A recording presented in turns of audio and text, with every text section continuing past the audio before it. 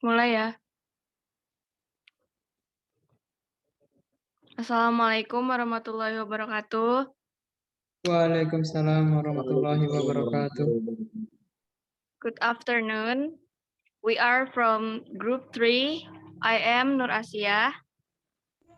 I am Nur Tasya Soraya. I am Nurul Hidayah. I am David Wahyuda. I am Muhammad Azwar. I am Ikhlasul Hibban. I am Muhammad Khairullah. Okay, we're gonna discuss about pragmatics. And there are several material of pragmatics such as meaning and context, speech acts, and rules of conversation.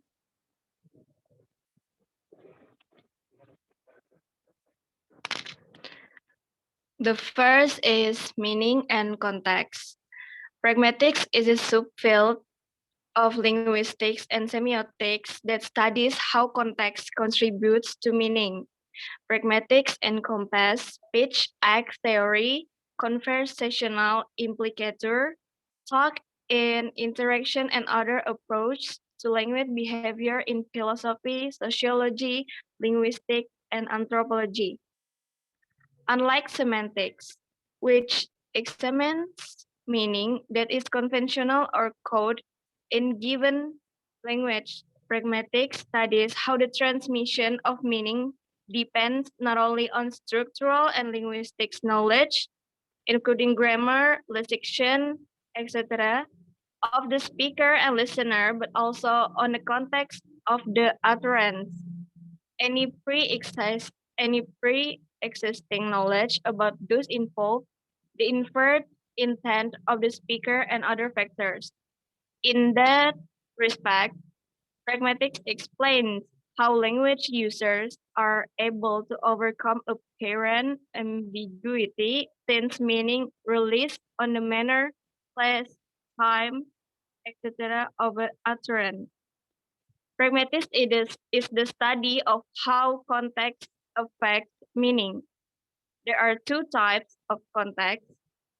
First is physical context, such as where a sign is located, and linguistic context, such as preceding sentences in a passage.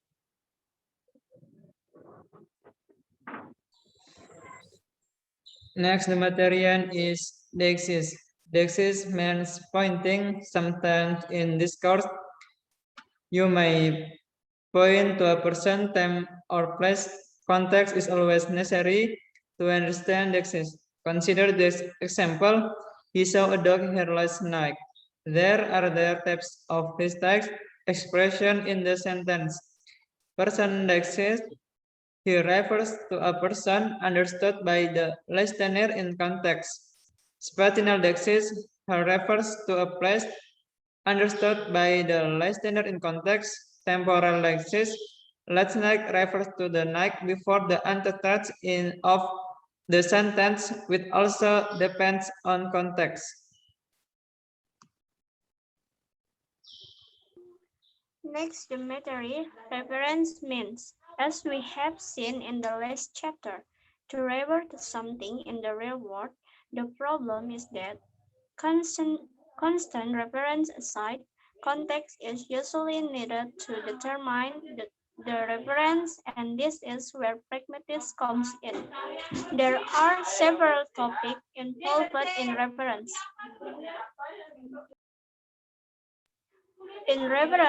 Sometimes reference is needed to identify what a speaker is referring to.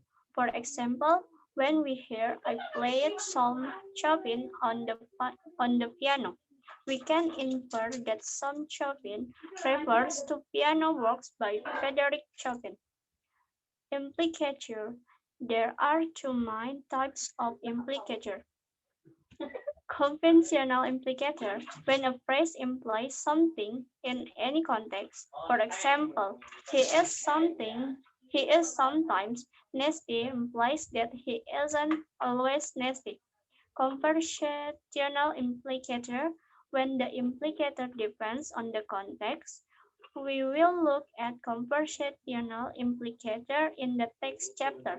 Implicator should not be confused with entailment, which is not covered in this book, and presupposition implicator are not logical necessities which you can deduce from the sentence, while entailment and most presupposition are.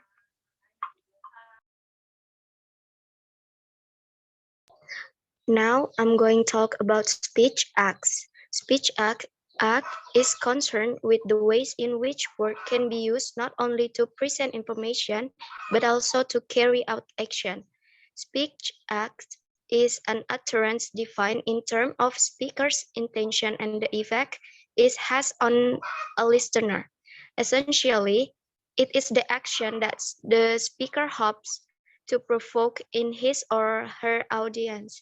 Speech acts theory was introduced in 1975 by Oxford philosopher G.L. Austin in How to Do Things with Words, and further developed by American philosopher G.R. Searle.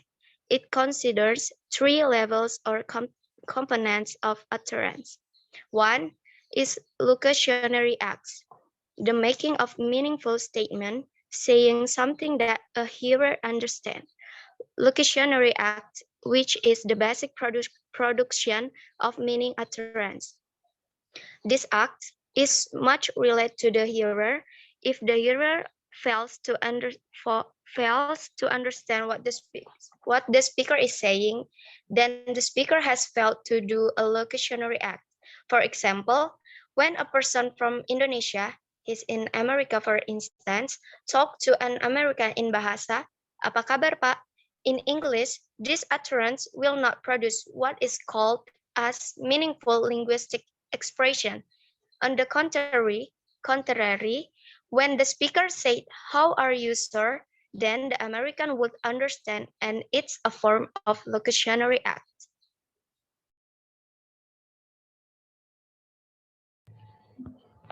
Illocutionary acts are saying something with a purpose, such as inform. Illocutionary acts can carry a directive for the audience.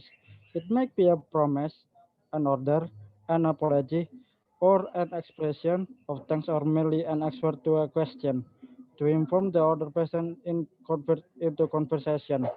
Example is the clothes you are wearing are so wrinkly. When people hear the sentence above, that person will immediately tidy up his wrinkled clothes, or it could be that the person changed his wrinkled clothes to a tidier one. Perlocutionary acts, saying something that causes someone to act. Perlocutionary acts, on the other hand, bring about consequence to audience. They have an effect to a hearer in feeling, talk, or action. For example, changing someone's mind. Example is when a boy says to a girl, "You are beautiful."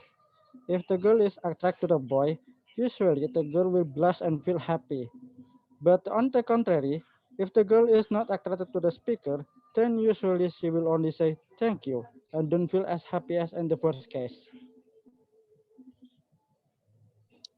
Next material is rules of conversation.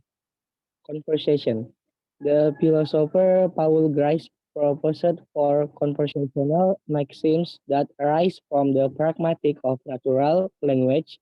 The cooperative principle can be divided into four maxims. One, maxim quantity. Two, maxim quality. Three, maxim relevance. Four, maxim manners. Maxim quantity. One, make your contribution as informative as is required for the current purposes of the exchange. Two, do not make your contribution more informative than is required. Maximum quality. 1. Do not say what you believe to be false.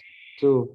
Do not say that for which you lack adequate evidence. Maximum relevance.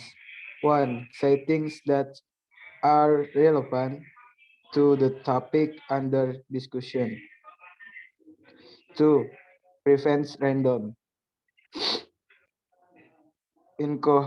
Incoherent conversation lacking continuity makes it possible to understand conservation.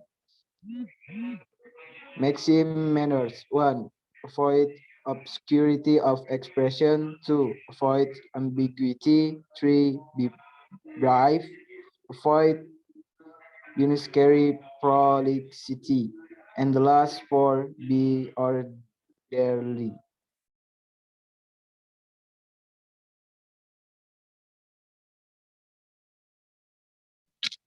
Thank you for your attention. Wassalamualaikum warahmatullahi wabarakatuh.